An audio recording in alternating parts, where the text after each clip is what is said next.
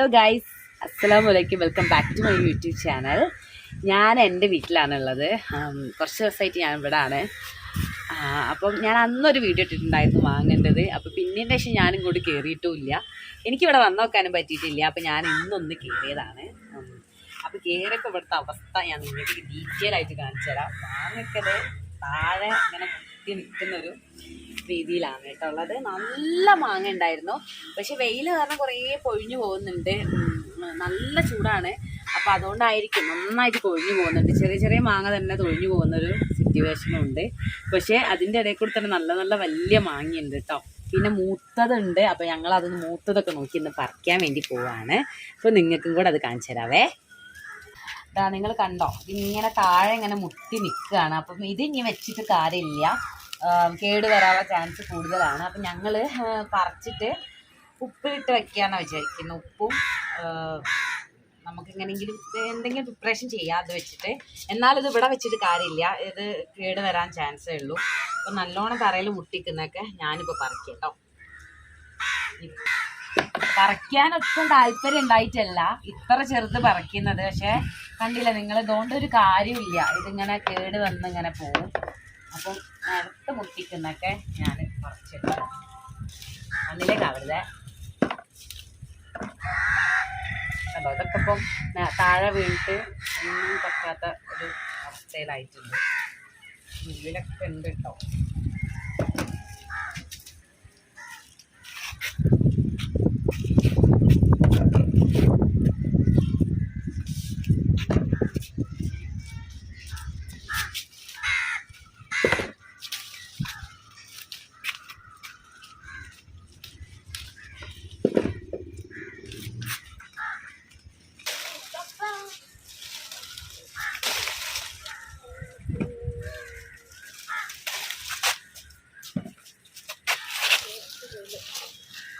ഇതൊന്നും വെച്ചിട്ട് കാര്യമില്ല, എടുത്താളാം, കാരണം കേട് വരും.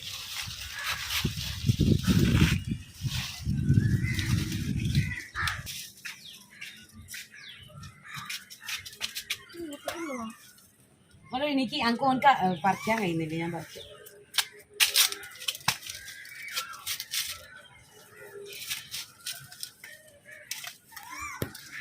ഒരു കൊണ്ട നല്ല മൂട്ടല്ല അടിയിലുള്ള പറിക്കാനൊന്നും പറഞ്ഞു. ആ റൂഫിൽ ടച്ച് ചെയ്ത് മാത്രം പറിച്ചാൽ മതിട്ടാ, അതേ കേട് വരുള്ളൂ. ബാക്കിയുള്ള വലുതായിക്കോട്ടെ. ഇനി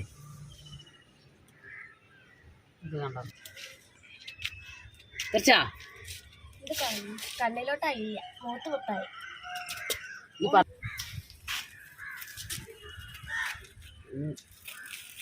കണ്ടോ ഇങ്ങനെ താഴെ വീണിട്ട്, ആ താഴെ വീണൊന്നും പിന്നെ ഒന്നിനും പറ്റൂല കേട്ടോ. നമുക്ക് ഉപയോഗിച്ചിട്ട് കാര്യമില്ല.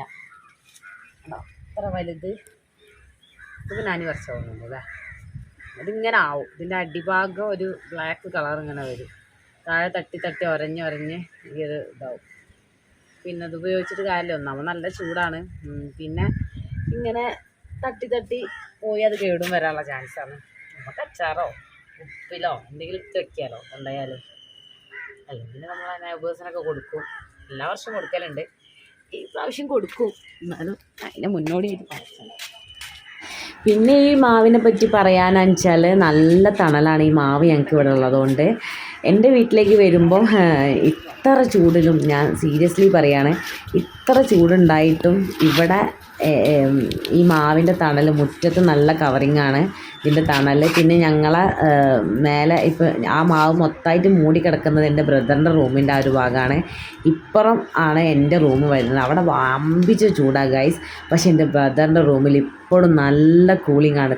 മഴക്കാലമൊക്കെ വന്നു കഴിഞ്ഞാൽ പിന്നെ അവിടെ കിടക്കാൻ പറ്റില്ല, തണുത്തിട്ട് ഈ ഫാൻ പോലും ഇടാതെ കിടക്കുക, അത്രയും തണുപ്പാണിത്. ഞാൻ സീരിയസ്ലി കളവ് പറയല്ല, അത്രയും ഉപകാരമുള്ളൊരു മാവാണ് ഞങ്ങൾക്ക്.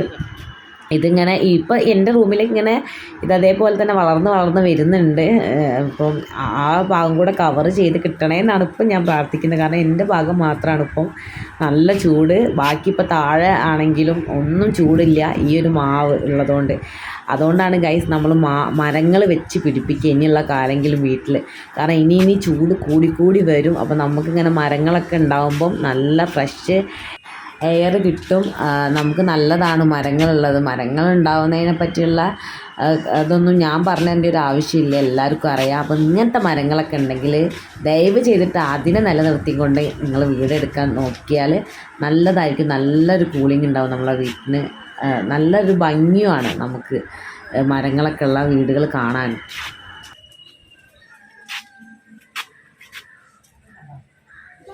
ഞാനേ അത് ആ ഇതുമിലൊക്കെ തട്ടിക്കുന്ന എടുത്തതാ, ആ പാരപ്പിൻ്റെ സൈഡിൽ.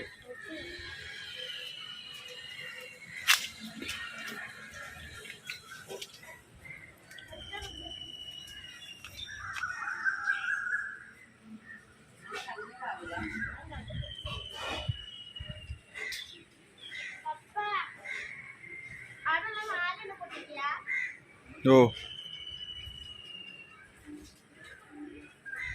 ഗൈസ്, ഇഷ്ടം പോലെ മാങ്ങ ഉണ്ട്. വലുതായാൽ ഇഷ്ടം പോലെ ഉണ്ട് മാങ്ങ. ഇപ്പോൾ സംഭവം ചെറുതും മേടിയും ഒക്കെ ഉണ്ട്.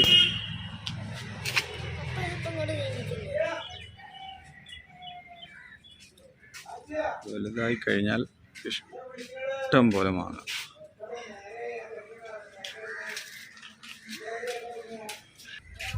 ഇപ്പം ഇത്രയും മാങ്ങ ഇപ്പോൾ ഈ താഴെ തട്ടി റൂഫിൻ്റെ മുകളിൽ തട്ടി നിൽക്കുന്നത് പറിച്ച കേട്ടോ ഗൈസ്. ഇത് പറിച്ചെടുത്തത് മാത്രം കേട്ടോ തട്ടിക്കുന്നത്. പിന്നെ കുറേ മാങ്ങകൾ ഇതൊക്കെ ഇവിടെ താഴെ തട്ടിയും അല്ലാതൊക്കെ വീണെടുക്കുന്ന മാങ്ങകളാണ്. ഇതൊന്നും ഞങ്ങൾ കളക്ട് ചെയ്തിട്ടില്ല, നല്ല ചൂടായതിനെ കൊണ്ടേ ഇതൊന്നും ഞങ്ങൾ എടുക്കുന്നില്ല. കാരണം അത് ഓൾറെഡി കേടുവന്ന് കാണും. അതൊന്നും ഞങ്ങൾ എടുക്കുന്നില്ല. ഇതിപ്പം പറിച്ച മാങ്ങ മാത്രമാണ് കേട്ടോ. ഇത്രയും മാങ്ങ ഉണ്ട്. ഒരു വലിയൊരു പാത്രത്തിൽ ഇഷ്ടം പോലെ മാങ്ങ. പിന്നെ ബാക്കിയതാ മാവിൻ്റെ മുകളിൽ അങ്ങനെയൊക്കെ മാങ്ങകൾ ഇഷ്ടം പോലെ മാങ്ങ ഉണ്ട്.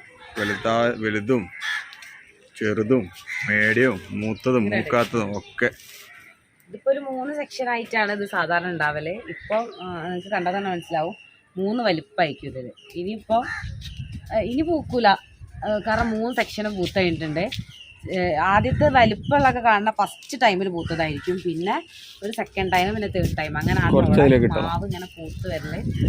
പിന്നെ ഇത് പഴുത്താലൊക്കെ ഭയങ്കര ടേസ്റ്റാണ്. നല്ല തൊലിക്കെല്ലാം കട്ടിയുള്ളതുകൊണ്ട് പുഴു അങ്ങനത്തതൊന്നും വരുന്ന ടൈപ്പ് മാങ്ങയല്ല.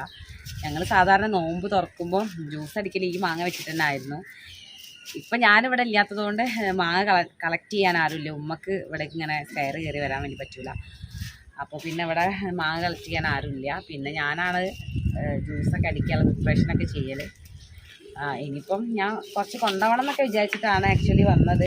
അപ്പം മൂത്തിട്ടുണ്ട്, പക്ഷെ ആക്ച്വലി അതെനിക്ക് അറിയില്ല കേട്ടോ, ഏതാണ് പറിക്കേണ്ടത് കറക്റ്റ് എനിക്കൊരു ഐഡിയ ഇല്ല. ഉപ്പ വന്നിട്ട് പറിച്ചിട്ട് തരും എന്നാണ് പറഞ്ഞത്.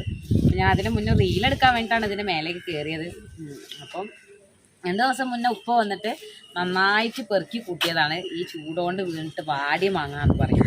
അത് കംപ്ലീറ്റ് പെറുക്കി കൂട്ടി ഇവിടെ ഫുൾ ക്ലീൻ ചെയ്ത് പോയതാണ്. പക്ഷേ ഈ 2 ദിവസം കഴിഞ്ഞപ്പോൾ അതിനേക്കാൾ കൂടുതൽ ഇങ്ങനെ വന്നോളൂ. 2-3 ദിവസം കഴിയുമ്പോഴത്തേക്കും കുറേ വീണടക്കും. പിന്നെ കുറേ വീക്കും കുറേ. പിന്നെ കഴിഞ്ഞ 2 വർഷം ഞങ്ങൾ പുറത്ത് മാങ്ങ കൊടുത്തിട്ടുണ്ടായിരുന്നു പുറത്തത്തെ ആൾക്കാർക്ക്. ഈ പ്രാവശ്യം ഞങ്ങൾ കൊടുക്കുന്നില്ല എന്നാണ് തീരുമാനിച്ചത്. കാരണം വലിയ പൈസ ഒന്നും കിട്ടുന്നില്ല. പിന്നെ ഞങ്ങൾ വിചാരിച്ചു ആർക്കെങ്കിലുമൊക്കെ കൊടുക്കാം. എല്ലാവരും ഞങ്ങളെ ഫാമിലിയിൽ എൻ്റെ മാമനൊക്കെ ചോദിക്കാറുണ്ട്, ഇഫ്താറ് നോമ്പ് തുറക്കുമ്പോൾ ചോദിക്കാറുണ്ട് ജ്യൂസ് അടിക്കാൻ. പക്ഷേ ഈ പ്രാവശ്യം പഴുത്ത് വരുന്നേ ഉള്ളൂ. ഇൻഷാ അല്ലാഹ് ചിലപ്പോൾ കൊടുക്കാൻ വേണ്ടി പറ്റുള്ളൂ. കാരണം നിങ്ങൾക്കറിയാലോ നോമ്പ് ഇപ്പം എത്ര ആയെന്ന്. അപ്പോൾ അതിനനുസരിച്ചിട്ട് കൊടുക്കാൻ പറ്റുമെന്ന് വെച്ചാൽ കൊടുക്കും, അല്ലെങ്കിലും ഞങ്ങൾ കൊടുക്കും. പക്ഷേ ഇഫ്താറിന് എന്തായാലും കിട്ടുമെന്ന് അറിയില്ല. അപ്പം ഇതേ ഈ മാങ്ങൻ്റെ ഒരു വീഡിയോ ഞാൻ എടുക്കാമെന്ന് വിചാരിച്ചിട്ട് നിങ്ങളെയും കൂടെ ഒന്ന് കാണിക്കാമല്ലോ. ആ റീല് ഫസ്റ്റായിട്ട് എനിക്ക് കുറച്ചെങ്കിലും ഒരു റീച്ച് കിട്ടിയ റീലും നിങ്ങൾക്ക് എല്ലാവർക്കും ഇഷ്ടമുണ്ടെന്നുള്ള അറിഞ്ഞതുകൊണ്ടാണ് ഞാൻ ഈ വീഡിയോ ഡീറ്റെയിൽ ആയിട്ട് ചെയ്യുന്നത്. അപ്പോൾ ഇതേ ഇത്രയേ ഉള്ളൂ ഇന്നത്തെ വീഡിയോ. അപ്പോൾ ഇഷ്ടപ്പെട്ടാൽ ലൈക്ക് ചെയ്യുക, ഷെയർ ചെയ്യുക, സബ്സ്ക്രൈബ് ചെയ്യുക. അപ്പോൾ മറ്റൊരു വീഡിയോ ആയിട്ട് കാണുന്നവരെ ബൈ.